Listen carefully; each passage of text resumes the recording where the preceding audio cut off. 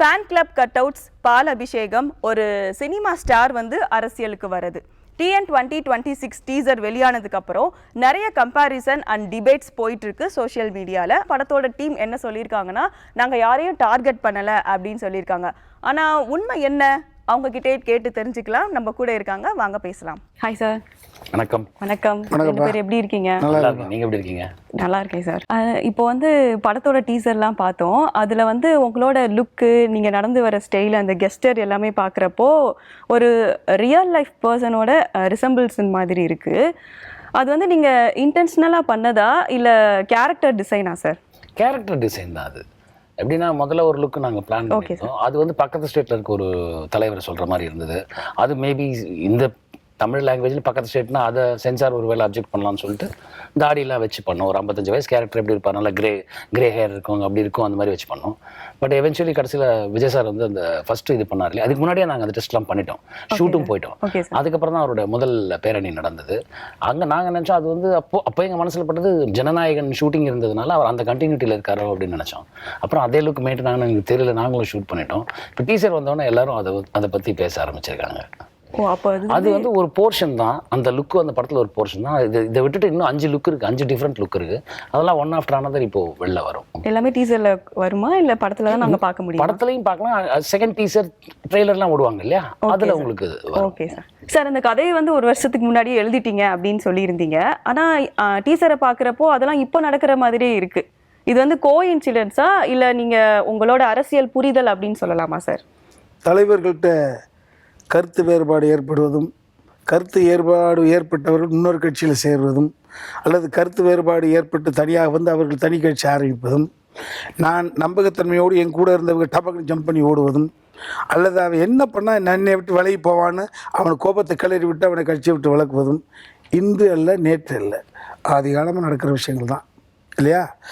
ஒரு அதீதமாக புகழ் இருக்கிற பொழுது அவர் அதிகாரத்தை கைப்பற்ற நினைப்பதும், பணம் ஜாஸ்தி வச்சுருக்கிறவங்க புகழுக்கு ஆசைப்படுவதும், புகழ் கொண்டுட்டோம்னா அந்த புகழை யூஸ் பண்ணி எப்படியாவது கொள்ளையடித்து மக்களுடைய பணத்தை திருடுவதும் இன்றைக்கி நடக்கிற சம்பவமாக ஆதி காலமாக நடக்கிறது. ஸோ இந்த ட்ரெண்டுன்றது, அரசியல் என்பது இப்போ நம்ம பிறக்கிற பொழுதே நம்ம கூடவே வர்ற விஷயந்தான். நம்ம பிறக்கிறதுக்கு முன்னாலே வாழ்க்கையை இங்கே தீர்மானிக்கப்பட்டு இருப்பதைப் போல், நம்ம பிறப்பதற்கு முன்பாகவே சமுதாயம் இங்கே கட்டமைத்து ஒன்று இருப்பதைப் போல், நம்ம பிறந்த பிறகு சமுதாயத்தை பார்க்குறோம், வளர்ந்த பிறகு வாழ்க்கைன்னு பார்க்குறோம். அது மாதிரி எல்லா காலகட்டத்திலையும் நடக்கக்கூடிய ஒரு விஷயந்தான் இல்லையா? இப்போ நீங்கள்லாம் ஜென்சின்னு சொல்லக்கூடிய சின்ன பிள்ளைங்க, உங்களுக்கு ஆச்சரியமாக அதிசயமாக இருக்குது. இப்போ என்னுடைய வயதாளர்களுக்கு இந்த படத்தை பார்க்குற பொழுது எதெல்லாம் ஸ்டோர் ஆகிருக்கோ அவர் தம்பிராமையாவுக்கு கிட்டத்தட்ட எனக்கு 13 சொல்லப்போனால் எம்ஜிஆர் படத்துக்கு எங்கள் அப்பா என்னை கூட்டிகிட்டு போன பொழுது எனக்கு அரசியல் வந்துருச்சு. மீன்ஸ் ஒரு படத்தை பார்க்குற பொழுது நான் இசைக்கு கிராமத்தில் பிறந்தவன், இசைக்கு அடிமை. இசைக்கு அடிமை ஆகிற பொழுது சாதாரண கற்க கசட கற்பவை கற்ற பண்ணி இருக்க அதற்கு கற்க கற்ற அப்படி பண்ண அதை மண்டல் நிற்கும். ஏறுமையில் ஏறி விளையாடு முகம் ஈசனுடன் ஞான மொழி. ஏறுமையில் நிற்காது, ஏறுமையில் ஏறி விளை. அதே போல் இசையோடவே லயத்தோடவே வாழக்கூடிய காரணத்தினால இசை எங்களுக்கெல்லாம் பிடிக்கும். அப்போ ஒரு பொழுது என்ன, பள்ளி திருமண நாடகம் பார்க்குறோம், படத்துக்கு போனால் பாட்டு தான். ஃபைட்டை ரசிப்போம், பாட்டை ரசிப்போம். ஃபைட்டை ரசிச்சுட்டு அங்கேயே விட்டுட்டு வந்துடும், ஒன்றும் பண்ண முடியாது. பாட்டை ரசிச்சுட்டு இதயத்தில் ஏற்றுக்கொண்டு வந்து மற்றவங்கள்ட்ட பாடி காமிப்போம். Okay sir. இந்த படத்தை நீங்கள் பார்க்குற பொழுது ஷார்ட்டாக சொல்கிறது, நேர்மறை எண்ணம் வெல்லும், எதிர்மறை எண்ணம் கொல்லும். இதுதான் கதை. இதுக்குள்ளே விதவிதமான கதாபாத்திரங்கள் உள்ளே கொட்டி கிடக்குது. இது எழுதியெல்லாம் பெரிய விஷயமே கிடையாது. இந்த படத்தை எடுக்க துணிந்த மனிதன் யார்? KRG கண்ணன் ரவி தான் இந்த TN 2026 ரியல் கதாநாயகன். நாங்களாம் அதில் ஒரு பொம்மைகள். அந்த பொம்மையில் சரியான பொம்மை. இதுக்கு ஒரு 6-7 கதாபாத்திரங்கள் பொருந்த வேண்டிய சூழல் இருந்தது. இந்த நல்ல கருத்து என்பது ஒரு படத்தின் மூலமாக 2 மணி நேரம் 5 நிமிஷத்தின் மூலமாக மக்களுக்கு போய் சேர வேண்டும் என்ற ஒரு உன்னதமான டைம் விஷயத்தை மகன் உமாபதி ராமையா கரெக்டாக மண்டையில் ஏற்றிட்டான். ஓகே. அந்த பேரெல்லாம் எப்படி சார் சூஸ் பண்ணீங்க? தங்க நட்சத்திரம், அப்புறம் திருவள்ளுவர் கம்பர் முன்னேற்ற கழகம். இப்போ திருவள்ளுவர் கம்பர் முன்னேற்ற கழகம் TKMUK. ஓகே, கம்பர் தூக்கி முன்னால் போடு. கம்பர் தூக்கி முன்னால் போட்டால் KTMUK, திருவள்ளுவரை தூக்கி முன்னால் போட்டால் TKMUK. அவ்வளோதான். நம்மளுக்கு தேவை மு க வேணும், ஆத்திக நாத்திக முன்னேற்ற கழகம் வேணும் இல்லையா? இதை ஒரு பாடல் வடிவத்தில் கொடுத்தா நல்லா இருக்கும் அப்படின்றது எழுதி கொடுத்த விஷயங்களே ஒரு பாடல்கள் கொண்டு வந்திருக்காங்க. ஸோ இப்படி தான் சார். இந்த படத்துல உங்க கேரக்டர் வந்து ஒரு சீரியஸா இருக்குமா இல்ல காமெடி கலந்த கேரக்டரா இருக்குமா? எல்லாம் கலந்து இருக்கும். ஒரு அவன் பேர் குல்கந்த் குமார். அவன் வந்து பஞ்சம் பொழைக்க இங்கே வந்தவன். அதுக்கப்புறம் அவன் வாழ்க்கையில் என்ன நடந்தது, அவன் எப்படி போகிறான், எப்படி முன்னேறினா, எந்த பொசிஷனுக்கு வந்தான் என்னங்கிறது தான் இந்த படம். அதை ஹிலேரியஸாக சொல்லியிருக்கோம். அதில் வந்து சொல்லப்பட்ட சம்பவங்கள் வந்து இந்த 60-50 வருட அரசியல் பொது வாழ்க்கை இருக்கு இல்லையா, அவங்களுடைய அந்த சம்பவங்கள் வந்து உண்மைக்கு ரொம்ப நெருக்கமாக இருக்கும். அதனால் ஒவ்வொரு ஃப்ரேமும் நீங்கள் வந்து ரசிச்சுட்டே இருப்பீங்க. அந்த குல்காந்த் குமார் அந்த கேரக்டரை பத்தி தான் இப்போ நிறைய எல்லாரும் டிபேட்டா பேசிட்டு இருக்காங்க. அந்த கேரக்டரோட அந்த யூனிக் ஸ்டைல் இருக்குல்ல சார், அதை எப்படி நீங்க என்னெல்லாம் முயற்சி பண்ணி அதை எடுத்தீங்க நீங்களும் அந்த டைரக்டர் சார்? அதை நான் இப்போ சொல்றத விட நீங்க படமா பாத்தீங்கன்னா தான் புரியும். அதுக்கு ஒரு எஃபர்ட் எடுத்திருக்கோம் எல்லாருமே. எங்க டைரக்டர் உமாபதி அவர்களுடைய சப்போர்ட் இல்லைன்னா அதை பண்ணிருக்கவே முடியாது. அதுக்குன்னு சில ஸ்லாங் யூஸ் பண்ணியிருக்கோம், சில இதெல்லாம் பண்ணியிருக்கோம். அது நீங்க படமா பார்க்கும் போது தான் உங்களுக்கு அதை நீங்க பக்காவா ரசிக்க முடியும். கூத்தாட வந்தவனை தலைவன் ஆக்குறீங்க. இந்த டைலாக் வந்து ஆடியன்ஸோட மைண்ட் செட்டை கேள்வி கேட்குறீங்களா சார்? இங்கே சினிமாக்கார பையில கூத்தாட வந்தேன். இந்த உலகத்தில் எல்லாருமே கூத்தாடி தான். நடராஜ பெருமான் ஒரு கூத்தாடி தானே. கூத்தாடுவது என்பதுன்னு நல்ல கூற்றை கரத்தில் எடுத்துக்கொண்டு நல்ல கூற்றை மனதில் உள்வாங்கி கொண்டு அந்த கூத்தை சொல்வது. கூற்றை ஒரு கூற்று என்னதில்ல, கூற்று ஆடி நல்ல கருத்தை வைத்துக்கொண்டு மக்களுக்கு கொண்டு போய் சேர்ப்பது. அது நடனத்தின் மூலமாகவும் சரி, வாயிலிருந்த வார்த்தைகள் மூலமாகவும் சரி. இந்த உடம்பில் இருக்கக்கூடிய நரம்புகளுக்கு சொந்தக்காரன் நடராஜன், வாயிலிருந்து வரக்கூடிய வார்த்தைகளுக்கு சொந்தக்காரி சரஸ்வதி. இது இறைவனுடைய கடாட்சத்தில் இறைவன் அனுக்கிரகம் பெற்ற வார்த்தை கூத்தாடி. ஆமாம், நான் ஒரு சினிமாக்காரர் தானே, நான் ஒரு கூத்தாடி தானே, இவர் ஒரு சினிமாக்காரர் தான், இவர் ஒரு கூத்தாடி தான். இங்கே யார்? அன்பு தம்பி விஜய் சினிமாக்காரர் தானே, அருமை தம்பி டெப்டி சீஃப் மினிஸ்டர் உதயநிதி சினிமாக்காரர், முத்தரசன் கம்யூனிஸ்ட் இயக்கத்தினுடைய தலைவர், பிஜேபியில் இருக்கக்கூடிய ஹெச் ராஜா நடிச்சிருக்காரா? ஓகே, ஆமாம். இல்லை வேறு அப்படி வாங்க, திருமாவளவன் ஐயா நடிச்சிருக்காங்களா? அன்புமணி ஐயாவுடைய மகள் சினிமா தயாரிச்சிருக்காங்களா? எம்கே ஸ்டாலின் நடிச்சிருக்காங்களா? இன்றைய தினம் தமிழ்நாட்டினுடைய நிதியமைச்சருடைய மகள் அன்பு தம்பி தங்கம் தென்னரசுடைய மகள் எங்கள் தங்க செல்லப்பிள்ளை எம்ஐயா நடிச்சிருக்காங்களா? என் மருமகள் நடிச்சிருக்காங்களா? எஸ், திஸ் சுய விமர்சனம் தான்ப்பா வாழ்க்கை. எனக்கு கண்ணு சரியாக தெரியலப்பா, கண்ணாடி மாட்டிக்கிறேன் அப்படின்றது எப்படி? அது பலவீனமா பலமா? ஓப்பனாக சொல்லிட்டு மாட்டுறேன். கழட்டி போட்டு தெரிஞ்ச மாதிரி நடிக்க முடியாது. வீட்டில் எப்பா எனக்கு கொஞ்சம் கைகால் நாட்டம் கொஞ்சம் கம்மியாகி போச்சுடா, எனக்கு வயசு ஒன்ஸ் ஆகிடுச்சுடா, பொறுப்பு நீ எடுத்துக்கடான்னு சொல்கிறோம்ல. இல்லை, மற்றவனுக்கு என்னுடைய பலவீனம் தெரியாத அளவுக்கு அது நடிக்கக்கூடாது. ஸோ விமர்சனத்துக்கு எல்லோரும் உட்பட்டவர்கள், இன்க்ளூடிங் யூ. ஸோ இது விமர்சனத்துக்கு அப்பாற்பட்டவர்கள் இந்த உலகத்தில் யாருமே கிடையாது. கடவுள் மீதும் விமர்சனம் வைப்பதற்காகத்தானே கடவுளை ஒரு முறை கொஞ்சம் கடவுளை முனை ஏன்டா படைச்சு தொலைச்ச அப்படின்னு சொல்கிறோம். ஐயா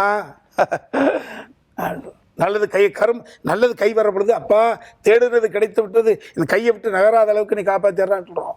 தேடியது கிடைக்காது. என்ன எதுக்குடா கடவுள் மட்டும் முன்னால் வந்தானே சொல்கிறோம். ஸோ விமர்சனம் என்பது ஒரு விதமான நியாயம் சம்பந்தப்பட்ட கோபம். சமகால அரசியலை பேசணும்னா நம்ம ரியல் லைஃப் இன்சிடென்ட்ஸை நம்ம டச் பண்ண வேண்டியதாக இருக்கும். அப்படி ஏதாவது லேயர் இங்கே இருக்கா சார் படத்தில்?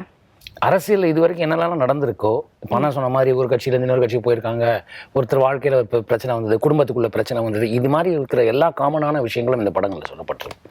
அதனால தான் இது உண்மைக்கு ரொம்ப நெருக்கமாக இருக்கும். ஸோ அதை நீங்கள் பார்க்கும்போது உங்களுக்கு தெரியும். நீங்கள் பார்த்தோன்னு இது அவர் இல்லை, இது அவர் இல்லப்பா, அவர்ப்பா அப்படின்னு ஒன்று வருது இல்லையா, அது எல்லாமே இதில் வரும்.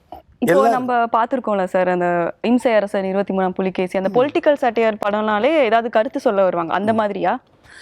இது கருத்து நான் இது உணர்த்த மாட்டோம், உணர்வாங்க. உணர்த்தப்படுறது கோவம் வரும்லப்பா உனக்கு, ஏமா உட்கார் இவாவனியா உட்காரு. வாழ்க்கைன்றது ஐயோ பெருநாட் சார் என்ன சொல்லியிருந்தாருன்னா, யாத்தவங்களாம் திருவள்ளுவர் என்ன சொல்லியிருக்காரு, ஐயோ நான் படிச்சுட்டேன் அங்கிள் சொல்கிறீங்களே, இது உணர்வு வைப்பு. பார்க்கையில் ஒருத்தர் புரிஞ்சுப்பாங்க, ஆமாம் இப்படி இருந்தால் இப்படி விமர்சனத்துக்கு ஆளாகும், ஓஹோ இப்படித்தானே நம்ம இருக்கோம், அப்போ நம்மளை இப்படி தான் பேசிகிட்டு இருப்பாங்களோ அப்படின்னு. எவர்களெல்லாம் அறத்தை மீறி அரசியலை பயன்படுத்தி கொண்டிருக்கிறார்களோ, எவர்களெல்லாம் அறத்தை மீறி அரசியலை பயன்படுத்த நினைக்கிறார்களோ, பயன்படுத்த நினைக்கிறார்களோ அவர்களுக்கெல்லாம் ஒரு குற்ற உணர்ச்சியும் ஒரு ஒரு அட்டென்ஷனை கிரியேட் பண்ணும். Okay sir. அதை ஹியூமராக சொல்லியிருக்கோம். ஒரு ஹியூமராக சொல்லியிருக்கோம். ஓகே. பிகினிங் டு எண்டு வரைக்கும் நகைச்சுவைக்கு உத்தரவாதம். தேட்டர் குலுங்கி குலுங்கி சிரிப்பாங்க. நானே ரொம்ப இன்ட்ரெஸ்டிங்காக இருக்கேன். என்ன அப்படின்னா நான் இன்னைக்கு காலையில் கூட நானும் இந்த படத்தோட டைரக்டர் உமாபதி பேசிகிட்டு இருந்தோம். ஒரே விஷயம் தான் பேசுகிறோம் திரும்பி. எஸ், இவரை விட்டால் இந்த கதைக்கு வேறு ஆள் இல்லை. ஆனால் இவர்னால இந்த படத்துக்கு மரியாதை, இந்த படத்தினால இவருக்கு பயங்கர மரியாதை. இது எனது ஒரு ஆய்வாக பார்க்க போகிறேன். இதற்கு பிறகு இவருக்கு ஒரு சேலஞ்ச் ஆகிடுச்சு. நீ என்ன கதை நீ தேர்ந்தெடுத்துடுவ நட்டி வாங்கடி பார்த்து. ஏன்னா அவ்வளவு விதமான வாக்கு, அவ்வளவு விதமான டெலிவரி, அவ்வளவு விதமான பாடி லாங்குவேஜ், அவ்வளவு விதமான எக்ஸ்பிரஷன் இன்க்ளூடிங் டான்ஸு பின்னி படம் எடுத்துட்டாப்ல. உள்ளுக்குள்ள ஒரு மிமிக்ரி ஆர்டிஸ்ட் சேர்ந்து ஜஸ்ட் அப்படியே பிறந்த குழந்தையா படுத்து கிடக்கலாம். ஆமாம்.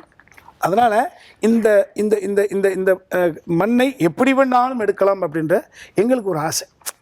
இந்த ஏன்னா ஏதாவது ஒரு தியாகம் பண்ணணுப்பா, ஏதாவது ஒரு தியாகம். இன்றைக்கி அண்ணாமலைன்னு ஒரு அரசியல்வாதியை எதுக்காக நம்ம எல்லாரும் கொண்டாடிக்கிட்டு இருக்கோம்? சே, இனியாது காலம் முழுக்க சல்யூட் படக்கூடிய ஐபிஎஸ் உத்தியோகத்துலேருந்து விட்டுட்டு வந்திருக்காருப்பா. அப்புறம் அட்டென்ஷன் வருது.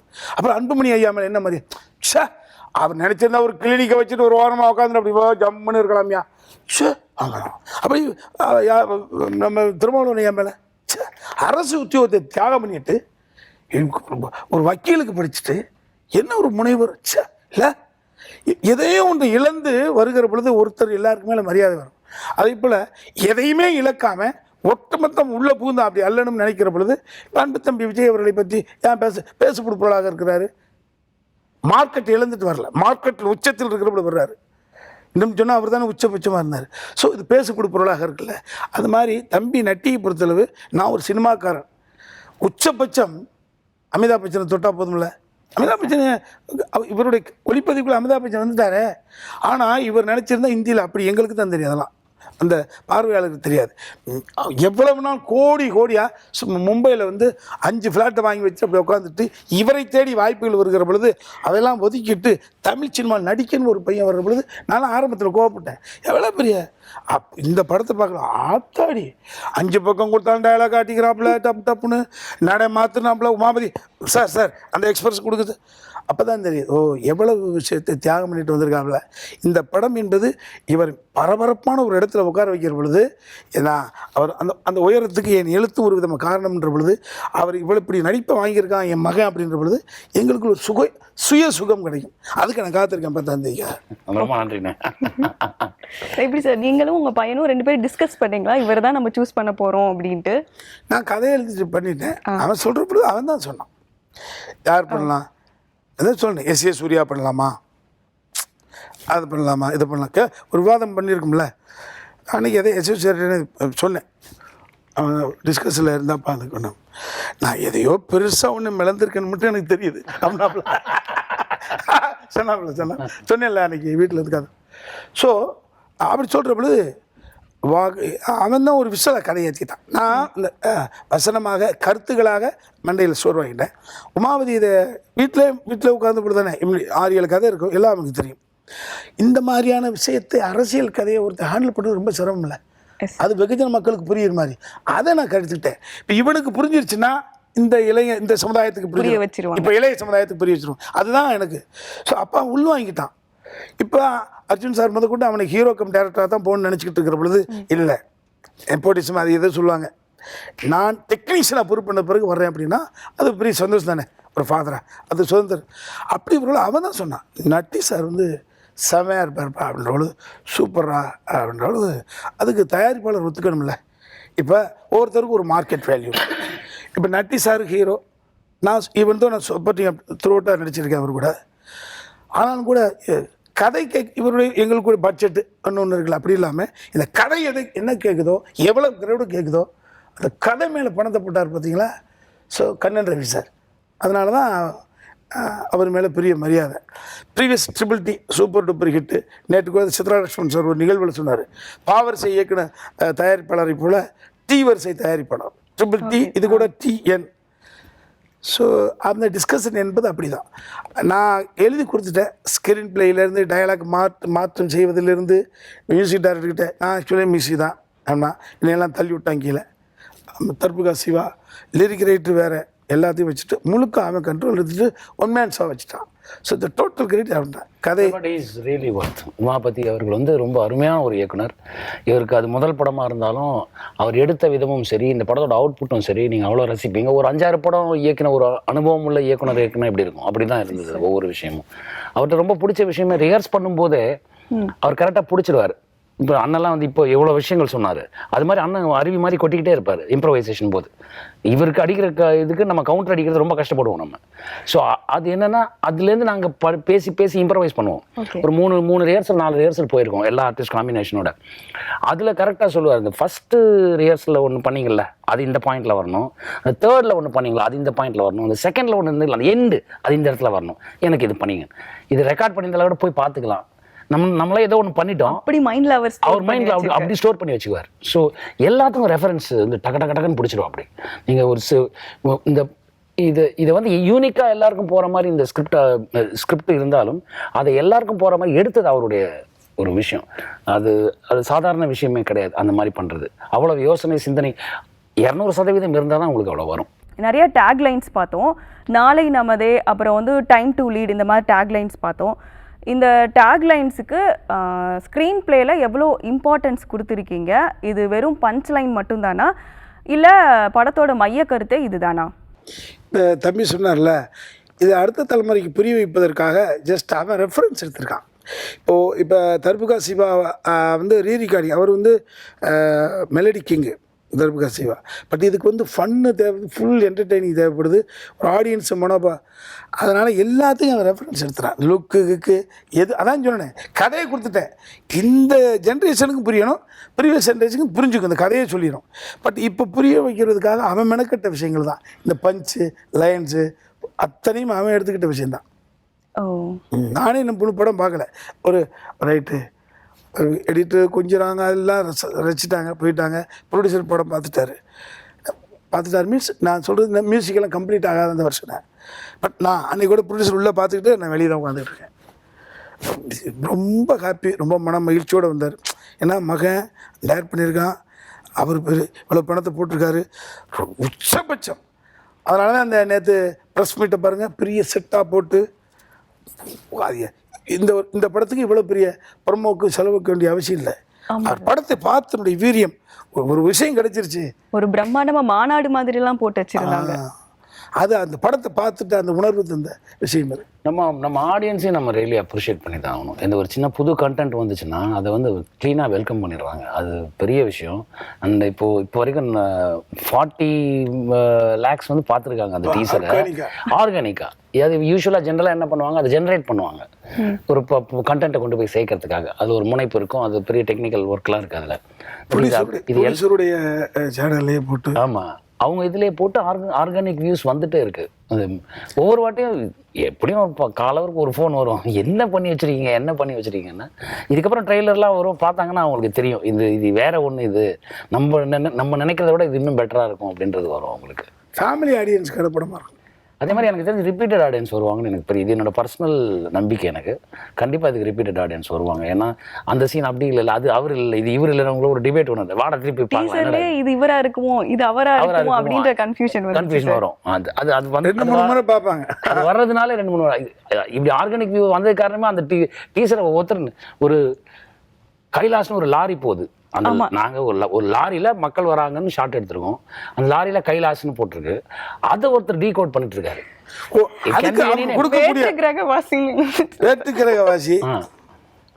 எஸ்கேன்னு ஒன்று பார்த்துருக்கு. ஏய் துப்பாக்கி ஹேண்ட் ஓவர் பண்ணார்லப்பா, அது சும்மா நம்ம அங்கே கிடக்கிற வண்டியை ப்ரொடக்ஷன் வண்டியை வேற சொன்னது. பின்னால் சஞ்சய் பார்த்தியா, விஜய் சாரோட ஃப்ரெண்டு சஞ்சய், எங்களுக்கே ரொம்ப நல்லா இருக்கு. நல்லா இந்த பிள்ளைங்கள்லாம் நல்லா சிந்திக்கிறாங்க. அப்படிலாம் நினைச்சு எடுக்கவே இல்லை, ஆனால் அவங்க பயங்கரமா சிந்திக்கிறாங்க. ஒரு டயர் சுத்தினா கூட இந்த டயர் சுத்துறதுக்கு ஏதோ ஒரு காரணம் அப்படிங்கிறாங்க. ஒரு தம்பி நல்லா பண்ணியிருந்தாரு, தம்பி எக்ஸலண்டா. அப்படி நம்மளும் இப்படி நினைச்சு கண்ணதாசன் ஒரு பாடல் எழுதுவார், நான் இதை நினைத்து எழுதவில்லை, ஆனால் இதை தாண்டிய ஒரு அர்த்தம் பார்வையாளனுக்கு போகும்.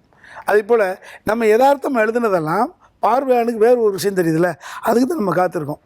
எல்லாரோட அந்த பெர்ஸ்பெக்டிவ் வந்து மாற மாற மாற கதையும் அப்படியே வேற வேற மாதிரி போயிட்டே இருக்குங்க. இப்போ வந்து சென்சார் இஷ்யூஸ் வந்து இப்போ போயிட்டு இருக்கு சார். அதே மாதிரி நம்ம படத்துக்கு ஏதாவது அந்த மாதிரி ப்ராப்ளம்ஸ் வந்துச்சா? இது 100% குடும்பத்தோட படம் பாப்பா, பார்த்துறேன். சென்சார்லாம் இந்த அழகாக படத்தோட நோக்கமே வந்து தனி மனித தாக்குதல் யாரு மேலேயும் கூடாது, எந்த தலைவரையும் தப்பா சொல்லக்கூடாது, எந்த ஒரு கட்சியும் தப்பா சொல்லக்கூடாது. ஆனா இன்சிடென்ட்ஸ் அந்த மாதிரி நடந்திருக்கு. ஸோ அந்த இப்போ நீங்கள் பொது வெளியில் பேப்பரில் நியூஸாக வருது பார்த்தீங்களா, அதெல்லாம் தான் உண்மைக்கு நெருக்கமாக இருக்கும். ஸோ இது புதுசாக கிரியேட் பண்ணி ஒரு ஆர்டிஃபிஷியலாக ஒன்று சொல்லி அதுக்கு ஒரு ஜஸ்டிஃபிகேஷன் கொடுத்து அப்படி எதுவுமே கிடையாது. பேசிக் மோட்டிவ் வந்து ஃபர்ஸ்ட் ஃப்ரேம்லேருந்து லாஸ்ட் ஃப்ரேம் வரைக்கும் அவன் சிந்திக்கவும் செய்யணும், சிரிக்கவும் செய்யணும். அதுக்கு என்ன உண்டோ அது எல்லாமே பண்ணியிருக்காங்க. சார் உங்கள் பையன் வந்து இப்போ ஒரு கான்ட்ரவர்ஷியலான சப்ஜெக்ட் எடுத்து பண்ணியிருக்காரு. அஸ் அ யங் டேரக்டராக பண்ணியிருக்காரு. அஸ் அ டேரக்டராக அவர் எப்படி கிடையாது, ஒட்டுமொத்த மக்களுடைய கவனத்தை ஈர்ப்பதற்காக அட்டென்ஷன் கிரியேட் பண்ணுறது, சிந்தனையை தூண்டக்கூடிய ஒரு கதை. கான்ட்ரவர்சின்றது அதில் என்ன தெரியாது. No controversy. எந்த கான்ட்ரவர்சி இல்லை, கமெண்ட்ஸ்லாம் பார்க்குறப்போ இது அதான் அதுக்கு தான் இவ்வளோ விளக்கம் கொடுத்துக்கிட்டு இருக்கா. படம் பார்க்குற வரைக்கும் இந்த கமெண்ட்ஸ், படம் பார்த்து அப்படின்னு உள்ளுக்குள்ளே குலுங்கி விழுந்து சிரிச்சுட்டு ஒருத்தர் சிரிச்ச மிஞ்சோட ஒருத்தர் முகத்தை பார்க்கறதுக்கு லேசா ஆமல்ல, ஆமாதானே, ஆமாப்பா, கரெக்டு தான், நான் கூட அப்படி நினைச்சேன், இல்லைடா அப்படி ஆனால் நான் இப்படி நினைச்சது அப்படி தானே வந்து இப்படி தான் ஒரு சுகமாக ஒரு என்ன சொல்கிறது, சித்திரை மாத அக்னி வெயிலில் நடந்து போகிற பொழுது தடக்குன்னு ஆலங்கட்டி மாலை மண்டைகளை விழுந்தா அப்படி இருக்கும், குழு இருக்கும்ல, அப்படி இருக்கும். அஸ் அ டேரக்டராக அவர் இவ்வளோ தூரம் வளர்ந்துருக்காரு. அதை நீங்கள் எப்படி பார்க்குறீங்க சார்? ஒரு அப்பனா சந்தோஷம் தானப்பா, அதில் என்னது பெரிய விஷயம். அப்பனா இல்லை, எனக்கு 20 வயசு வந்த ஓரளவு என்ன இத்தனை பேரை எம்எஸ் பாஸ்கர் மாமா, இளவரசு பங்காளி, Kingsley, Maran and Chitra Lakshmanan sir, Thalaivasal Vijay Chandrasekhar, Yashik Anand and Sitharao, இவ்வளோ பெரிய நடிப்பு வட்டாரத்தை போட்டு மோஸ்ட் கிரவுடி ஏரியாவை சாதாடி இளவரசர் சொல்லுவார், உங்கள் உமா டேரக்ட் பண்ணது நான் ரொம்ப ரசிச்சையா, அந்த கிரவுண்ட் மேனேஜ்மெண்ட் ஒன்று இருக்குது, இவ்வளோ கிரவுண்ட் வச்சுட்டு ஃபர்ஸ்ட் ஷாட் எப்படி ஓப்பன் பண்ண ப்ராப்ளம் நினைப்பேன், கொஞ்சம் கூட குழப்பம் இல்லை. அதனால் ஸோ அதெல்லாம் பார்க்குற பொழுது ஒரு தந்தைக்கு சந்தோஷம் தானே. இதில் என்னென்னா சரியாக வளர்த்துருக்கோம்னு சந்தோஷப்படுவதை விட சரியாக வளர்ந்துருக்கான். இதில் என்னென்னா இவரும் national award winner, MS Bhaskar சாரும் நேஷ்னல் அவார்டு வின்னர். இன்னும் நேஷ்னல் அவார்டு வாங்கலை, அந்த அவார்டுக்கு வந்து இன்னும் அந்த பெருமை வரல. அது இளவரசன். 3 பேரையும் பக்கத்தில் வச்சுட்டு நம்ம நடுவில் நீங்கள் நினச்சி பாருங்கள், எல்லா ஃப்ரேம்லையும் திம்பாங்க எல்லாரையும். அதனால உஷாராக நடிக்கணும் இவங்க கிட்ட. அது ஒரு பெரிய சேலஞ்சு. அவர் சிரிப்பார் உமா பற்றி எப்பவுமே, என்ன சார் ஏதோ கன்ஃபியூஷன் போல இருக்கு, இல்லை ஒரு 1 more போகலாமா, போகலாம் பாரு. ஸோ ரொம்ப இன்ட்ரெஸ்டிங்காக இருக்கும் ஷூட்டு எங்களுக்கு. உங்களுக்கு என்ன சேலஞ்சிங்காக இருந்தது சார்? இல்லை, அந்த கேரக்டரே சேலஞ்சிங்க. அதோட ஒரு மனுஷனோட வளர்ச்சியோட டிரான்ஸ்ஃபர்மேஷனை காட்டுறோம். ஒவ்வொரு தடவையும் அவனோட லுக்கு சேஞ்ச் வரும், ஆட்டிடியூட் சேஞ்ச், பாடி லாங்குவேஜ் மாறணும். நீங்கள் குல்கந்த் குமாரோட ஆரம்பத்தில் பண்ண பாடி லாங்குவேஜ் வந்து நடுவில் நடிகன் ஆனதுக்கப்புறம் நடிகனாக வரான், அந்த இடத்துல வரக்கூடாது. அப்புறம் கிளைமேக்ஸில் இது வரக்கூடாது, இதில் இது வரணும், இதில் இது வரணும். எல்லா சேஞ்சும் அவனுக்கு கொடுத்து ஒருத்த மெச்சூர் ஆக அவனுக்குள்ள ஒரு மாற்றம் ஏற்படும் இல்லையா, அந்த மாற்றத்தை நீங்கள் ப்ரொஜெக்ட் பண்ணிட்டே வரணும். அது ரொம்ப சேலஞ்சிங்காக இருந்தது. ஹீரோயினுக்கு என்ன மாதிரியான ரோல் சார்? ஹீரோயினுக்கு வந்து வழக்கமான ஒரு கதாநாயகனுடைய மனைவி. ரொம்ப பெண்கள் சம்பந்தப்பட்ட கதை. அதான் மனைவியாக இருக்கிறவங்கள நம்ம ஹீரோயின் சொல்லிக்கலாம். 3 பெண்கள் இருப்பாங்க ஒரு வாழ்க்கையில். ஆமாம். ஸோ அதை மனைவி, காதலி, எல்லாருக்கும் இருக்கக்கூடிய விஷயம் தானேப்பா.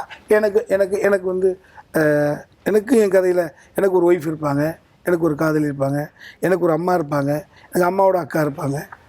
ஸோ ஒரு நார்மல் லைஃப்பில் இருக்கக்கூடிய அத்தனை விஷயங்கள் ஒன்று இருக்கும். படம் பார்க்குற ஆடியன்ஸுக்கு டீசரில் காட்டப்படாத ஏதாவது வித்தியாசமா ஏதாவது சர்ப்ரைசிங்கா ஏதாவது இருக்குமா சார்? எல்லாமே அப்படிதான் இருக்கும். நீங்க சொல்றீங்களா சர்ப்ரைஸ், எல்லாமே அப்படிதான் இருக்கும். மறுபடியும் படம் ஓடிக்கிட்டு இருக்க மறுபடியும் கூப்பிடுங்க எங்களை. அன்னைக்கா சார் இதை சொல்லலை, அது சொல்லியிருந்தா நீ எப்படி படத்தை போயிருப்ப? இந்த படம் பார்த்த பிறகு சாட்டிஸ்ஃபேக்ஷனாக இருந்துச்சு அப்படின்னா என்ன சொல்லுவாங்க சார் ஆடியன்ஸ்லாம்? அதான் சொல்கிறேன், நேர்மையாக இரு, காலம் கடந்தது உன் ஆசை நிறைவேறும். எதிர்மறையாக இரு, உடனடியாக எல்லாம் ஒர்க் அவுட் ஆகும், ஆனால் உன் தூக்கம்தான் பறிபோகும் இல்லையா. நம்ம வேலை செஞ்சதுக்கு கூலி கிடச்சின்னா கையை உதறிட்டு நான் பேசாமல் போகலாம். திருத்துப்புன்னு வந்துட்டு வந்து ஒரு என்கிட்ட 7 கோடி கொடுத்துட்டாங்க நைட்டு. நம்ம காரில் ஏறவே டிரைவர் மேலே எனக்கு சேர்ந்தேன் நம்மளை பொறுத்துட்டானா ஏன் வாங்கினது நமக்கு தெரியும். ஐயாவில் ஒரு வேலை செய்யாமல் 7 கோடி வாங்கியிருக்கா யார் நம்மளுக்கு தானே. அம்மா ஏற்றிட்டு வந்தம்மா ஆளக்கான இடையில அவன் தான் நீ ஏற்றிட்டு போயிருப்பான். ஏற்றிட்டு வந்தேன் ஏற்றிட்டு போயிட்டு இடையில ஐயாவை காணும். இந்த வாரம் டீ சாப்பிட போனேன். ஆமாம் ஆமாம் வண்டியில் இல்லை என்னன்னு தெரியல. நான் நினைக்கிறேன் அவர் ஆவியாக போயிட்டார் போல இருக்கு. எப்படியும் நம்ம ஆசீர்வாதம் பண்ணுவாருமா. ஸோ உழைக்கணும், புகழுக்கும் உழைக்கணும், புகழுக்கு தியாகம் பண்ணணும், நல்ல வாழ்க்கை வாழ்வதற்கு உழைக்கணும். ஸோ நல்ல சிந்தனை வரணும். எனக்கிட்ட கூட துர்சிந்தனையெல்லாம் கொஞ்சம் இருக்கும். இருந்தால் தான் நீங்கள் கதையை எழுத முடியும். புரியுதா? அதனால் இந்த படத்தை பார்க்கிற பொழுது ஓகே சரியாக இருக்கிறவர்களுக்கு சரியாக இருக்கும், தவறாக இருக்கிறவர்களுக்கு கொஞ்சம் டிங்டாங் பெல் அடிக்கும். அதான் மேட்ரு. ஓகே சார், இப்போ வந்து ஒரு ஃபன் செக்மெண்ட் மாதிரி போகலாம். நான் வந்து 3 அரசியல் படம் எடுத்து வச்சுருக்கேன். அந்த படம் பேர் நீங்கள் கண்டுபிடிக்கணும். நான் ஹிண்ட்லாம் தருவேன். ஓகேவா? ஃபஸ்ட்டு படம். இந்த படத்தோட டைரக்டர் வந்து ரியல் லைஃப்பில் ஃபோட்டோ ஜேர்னலிஸ்ட். நான் சொல்லவா? வேலுப்பிரபாகரன். கேவி ஆனந்த். கரெக்ட். கோ படம். அப்புறம் வந்து கடவுள் கான்செப்ட் எடுத்தார் வேலுப்பிரபாகரன். அது வேலுப்பிரபாகரன். அது அரசியல் படம் இல்லை. ஓகே, அடுத்து 2வது படம். இந்த கதையை வந்து 2 பெரிய ஸ்டார்ஸ் வந்து ரிஜெக்ட் பண்ணிட்டாங்க. 2 பெரிய ஸ்டார்ஸ் ரிஜெக்ட் பண்ணிட்டாங்க வேணான்ட்டு. முதல் ஒன். கரெக்ட். 3வது படம். இந்த படத்துல ஹீரோ வந்து காடை கும்பிட மாட்டாரு. அதுக்கு பதிலா ஒரு கான்ட்ரோவர்ஷியலான பிசினஸ் மேன் போட்டோவை வச்சு சாமி கும்பிடுவாரு. யார்? கேவி ஆனந்தோட படமாக தான் இருக்கு. ஏதாவது விட்டுருக்காங்களா? சுபா அவங்களாம் அதுதான் எழுதுவாங்க. அந்த போட்டோ வேணா நான் சொல்றேன். விஜய் மல்லையா. சுபா தான் எழுதிருப்பாரு. விஜய் மல்லையா தனி ஒரு ஒன்று அந்த மாதிரியா இருக்கு. அது அரசியல் ஐயா. எல்கேஜி. ஓ RJ Balaji. Thanks for joining with sir. TN 2026 படம் மிகப்பெரிய வெற்றியடைய வாழ்த்துக்கள். PT டிஜிட்டல் டீம் சார்பாக உங்கள் 2 பேத்துக்கு வாழ்த்துக்கள் தெரிவிச்சுக்கிறோம். நன்றி, வணக்கம் sir. Thanks for joining with us. Thank you.